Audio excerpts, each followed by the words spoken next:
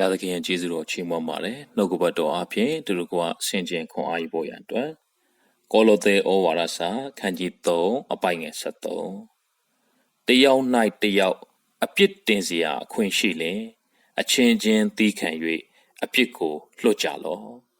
ခရစ်တော်သည်သင်တို့၏အပြစ်ကိုလွတ်တော်မူတဲ့ကဲ့သို့ထိုနည်းတူပြုကြလော့ကြော်ဒီနှုတ်ကပတ်တော်မှာဘာကိုဖော်ပြလဲဆိုရင်တော့လောကမှာအသက်ရှင်တဲ့အခါမှာအချင်းချင်းအပြစ်ခွင့်လွှတ်ဖို့ရန်အတွက်တမန်ကျမ်းစာကဖော်ပြနေပါတယ်အပြစ်တင်စရာအခွင့်တွေရှိလာရင်အချင်းချင်းတီးခံပြီးတော့အပြစ်ကိုလွှတ်လိုက်ပါဘာကြောင့်လဲဆိုရင်သခင်ခရစ်တော်ဖခင်ဟာကျွန်တော်တို့ရဲ့အပြစ်ကိုလွှတ်တဲ့ကဲ့သို့သူတို့ဘာတွေရဲ့အပြစ်ကိုလည်းကျွန်တော်တို့ကလွှတ်ရမယ်လို့တမန်ကျမ်းစာကဖော်ပြပါတယ်ဒါကြောင့်မို့မိမိရဲ့အတ္တကိုပြန်စဉ်းစားကြည့်မိမိရဲ့မစုံလင်ခြင်းမိမိရဲ့အားနည်းခြင်းမိမိရဲ့အပြစ်တွေကိုသခင်ယေရှုခရစ်တော်ဘုရားကခွင့်လွှတ်ခဲ့တယ်ဆိုရင်ထိုဘုရားရဲ့မေတ္တာကိုခံယူပြီးတော့မိမိကိုပြစ်မှားတဲ့သူတွေကိုလည်းခွင့်လွှတ်ဖို့ဖြစ်ပါတယ်။ဒါကြောင့်မို့ပထနာတော်မှာသခင်ယေရှုကသင်ပေးပါတယ်။သူတို့ဘာသည်ကျွန်ုပ်တို့ကို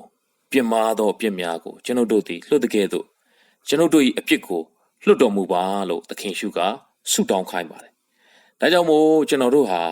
အပြစ်လွတ်တတ်တဲ့သဘာဝရှိဖို့ဘုရားသခင်အလိုရှိပါတယ်ခွင့်လွှတ်ခြင်းဆိုတာကသူတို့ဘာပေါ်မှာအနိုင်ယူခြင်းမဟုတ်သလိုသူတို့ဘာကိုအရှုံးပေးလိုက်ခြင်းလည်းမဟုတ်ပါဘူးခွင့်လွှတ်ခြင်းဆိုတာကလွတ်မြောက်ခြင်းပဲဖြစ်ပါတယ်မိမိကိုယ်ကိုလွတ်မြောက်ခွင့်ပေးလိုက်တဲ့အရာပဲဖြစ်ပါတယ်သင်ဟာသူတို့ဘာကိုမခွင့်လွှတ်ဖို့ချီနှောင်ထားမယ်ဆိုရင်မလွတ်မြောက်ပဲရှိနေမှာဖြစ်ပါတယ်မပျော်ရွှင်ဘဲနဲ့သင်ရဲ့နေ့ရက်တွေကိုဖြတ်သန်းနေရမှာဖြစ်ပါတယ်။ဒါကြောင့်မို့ခွင့်လွှတ်လိုက်ခြင်းဟာအရှုံးပေးခြင်းမဟုတ်သလိုအနိုင်ယူခြင်းလည်းမဟုတ်ပါဘူး။မိမိကိုယ်ကိုလွတ်မြောက်ခွင့်ပေးလိုက်ခြင်းပဲဖြစ်ပါတယ်။ရှင်မသက်ခရစ်ဝင်ခန်းကြီး18အပိုင်ငယ်21ကနေကြည့်တဲ့အခါမှာ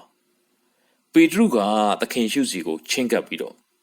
ညီကိုတယောက်ကကျွန်ုပ်ကိုပြစ်မှားတယ်ဆိုရင်ကျွန်တော်ဟာသူ့ရဲ့အပြစ်ကိုဘယ်နှကြိမ်လွတ်ရပါမလဲလို့မေးခွန်းမေးပါတယ်ပေတရုက9ကြိမ်လောက်လွတ်ရင်ရပြီလားလို့မေးပါတယ်သခင်ယေရှုက9ကြိမ်လောက်လွတ်ရင်ရပြီလို့ငါမဆိုပါဘူးအကြိမ်9လီမြောက်အောင်လွတ်ရမယ်လို့သခင်ယေရှုကပြောပါတယ်အတိတ်ဘယ်ကတော့လိုက်မမှတ်နိုင်တော့ဘူးအကြိမ်9လီဆိုရင်သူ့ရဲ့အပြစ်တွေကိုကိုကသူ့ရဲ့ကိုယ်ပေါ်မှာကျူးလွန်ခဲ့တဲ့ຢာတွေကိုမှတ်မထားနိုင်တော့အတိတ်ဘယ်ကတော့ခွင့်လွတ်လိုက်ပါမှတ်မထားနဲ့လို့သခင်ယေရှုကဖော်ညွှန်းခြင်းဖြစ်ပါတယ်အဲ့ဒီအကြောင်းကိုပြောပြီးတဲ့အခါမှာသခင်ယေရှုကဥပမာလေးတစ်ခုပြောပြတယ်ကောင်းကင်နိုင်ငံဆိုတာမိမိကျွန်တွေကိုစည်ရင်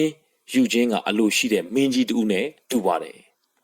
စည်ရင်နေယူတဲ့အခါမှာကျွန်တယောက်ကငွေအခွက်3သိန်းတင်တယ်အဲ့ဒီငွေခွက်3သိန်းကို तू ဟာဆက်ရံမရှိဘူးသူ့ရဲ့ကိုကနေစပြီးတော့သူ့ရဲ့သားသမီးတွေသူ့ရဲ့ဥစ္စာရှိသမျှကိုရောင်းပြီးတော့အဲ့ဒီအကျွေးကိုဆက်ပါလို့သခင်ကစီရင်ချက်ချလိုက်တယ်အဲ့ဒီခါမှာအဲ့ဒီကျွန်ဟာပြက်ဝတ်ပြီးတော့သခင်ကျွန်တော်ကိုသီးခံပါအကျွေးရှိသမျှကိုကျွန်တော်ဆက်ပါမယ်လို့ရှောက်တဲ့အခါမှာသခင်ကတနာတဲ့အခါမှာသူ့အကျွေးရှိသမျှကိုမဆက်တော့နဲ့မင်းအကျွေးတွေကိုငါဖြေလွတ်လိုက်ပြီဆိုပြီးတော့ချမ်းသာပေးလိုက်ပါတယ်အဲ့ဒီကျွန်တင်တဲ့ငွေအခွက်ကဘယ်လောက်လဲဆိုရင်တော့ငွေအခွက်3သိန်းလို့ဖော်ပြပါတယ်ငွေခွက်3သိန်းဆိုတာမူရင်းဂရိဘာသာစကားမှာတဲလန့်ဆိုတဲ့ငွေ1000နဲ့ညီမျှတယ်တဲလန့်1000ကအဲ့ဒီငွေခွက်3သိန်းနဲ့ညီမျှတယ်လို့ဖော်ပြပါတယ်တဲလန့်ဆိုတာရှေးခေတ်အလေးချိန်ငွေကြေးယူနစ်စနစ်တစ်မျိုးဖြစ်ပါတယ်အလွန်ကြီးမားတဲ့ပမာဏဖြစ်ပါတယ်တဲလန့်တစ်ခုကိုဒီနာကြီး6000နဲ့ညီမျှပါတယ်တဲလန့်1000ဆိုရင်ဒီနာကြီးသန်း60နဲ့ညီမျှပါတယ်အဲ့ဒီငွေခွက်3သိန်းဆိုတာကတဲလန့်1000ဖြစ်တယ်ဒီနာကြီးနဲ့တွက်မယ်ဆိုရင်တော့ဒီနာကြီးသန်း60နဲ့ညီမျှပါတယ်အဲ့ဒီခေတ်ကလူတယောက်ရဲ့တရက်စာလောက်အားကဒီနာကြီးတစ်ပြားပဲရပါတယ်တစ်နှစ်ဆိုရင်365ပြားရမယ်အဲ့ဒီလူကအနှစ်100လောက်လုံမယ်ဆိုရင်တော့36,500ပဲရမှာဖြစ်ပါတယ်တဲလန့်1000ကဒီနာကြီးသန်း60ဆိုရင်သူအနှစ်100လောက်အသက်ရှင်ပြီးလုပ်ရင်တော့မှဒီနာကြီး3600ပဲရလောက်လေ ဒီနာကြီး36,500ပဲရမယ်ဒီနာကြီးသန်း60ဆိုတာ तू ဘလို့မှရှာလို့မရတဲ့ပမာဏဖြစ်ပါတယ်အတိတ်ဘယ်ကတော့ဖယားသခင်ကကျွန်တော်တို့ရဲ့အပြစ်တွေကိုအလွန်ကြီးမားတော်ညာလဲခွင့်လွတ်တဲ့ဖယားဖြစ်တယ်ကျွန်တော်တို့ရဲ့အပြစ်တွေကအင်မတန်မှကြီးမားတယ်ခုနကကြုံလို့ပဲငွေခွက်3သိန်းဒီနာကြီးနဲ့ဆိုရင်တန်း60လောက်ရှိတယ်ဘလို့မှ तू မဆက်နိုင်ဘူးဒါပေမဲ့ဖယားသခင်ကခွင့်လွတ်ခဲ့တယ်ကျွန်တော်တို့ကိုလည်းဖယားသခင်ကအင်မတန်ကျွန်တော်တို့ရဲ့အပြစ်တွေကြီးမားပေမဲ့ကျွန်တော်တို့ကိုခွင့်လွတ်တယ်ကျွန်တော်တို့ကိုချစ်တဲ့ဖယားဖြစ်ပါတယ်ဒါပေမဲ့တဲ့အဲ့ဒီကြုံကထွက်သွားပြီးတော့သူ့လိုပဲသူ့စီမှာအကျွေးတင်တဲ့ကြုံချင်းတယောက်အဲ့ဒီကြုံချင်းကတော့တဲ့သူ့စီမှာဘလောက်အကျွေးတင်လဲဆိုရင်တော့ဒီနာကြီး100အကျွေးတင်တယ်သူကလေဘင်းကိုညှက်တယ်ငါငွေကိုဆက်ပါမဆက်ဘူးဆိုရင်မင်းကိုငါထောင်ထဲမှာထည့်ထားမယ်အဲ့ဒီတော့သူ့စီမှာဒေနာကြီး100အကျွေးတင်တဲ့သူက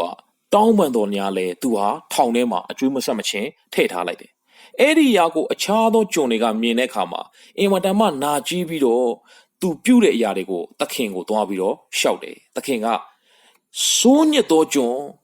မင်းတောင်းပန်တဲ့ကြောင့်မင်းရဲ့အကျွေးငွေခွက်3သိန်းဒီနိုင်နဲ့တွက်မှဆိုရင်တော့တန်း60လောက်ရှိတဲ့အဲ့ဒီမင်းမဆက်နိုင်တဲ့ပမာဏကိုငါခွင့်လွှတ်လိုက်တယ်ငါလျှော်ပေးလိုက်တယ်မဟုတ်ဘူးလားမင်းကဘာလို့မင်းစီမှာကြုံအချင်းချင်းအကျွေးတင်တဲ့ဒီနာကြီး100လောက်ပဲအကျွေးတင်တဲ့သူဘာလို့ဒီလိုမတနာပဲနဲ့ထောင်ထဲမှာထည့်ထားရတာလဲဒါကြောင့်မို့သခင်ကအမျက်ထွက်ပြီးတော့သူ့ကိုအာနာသားလက်တို့အပ်လိုက်တယ်လို့တမန်ကျမ်းစာမှာတွေ့ရပါတယ်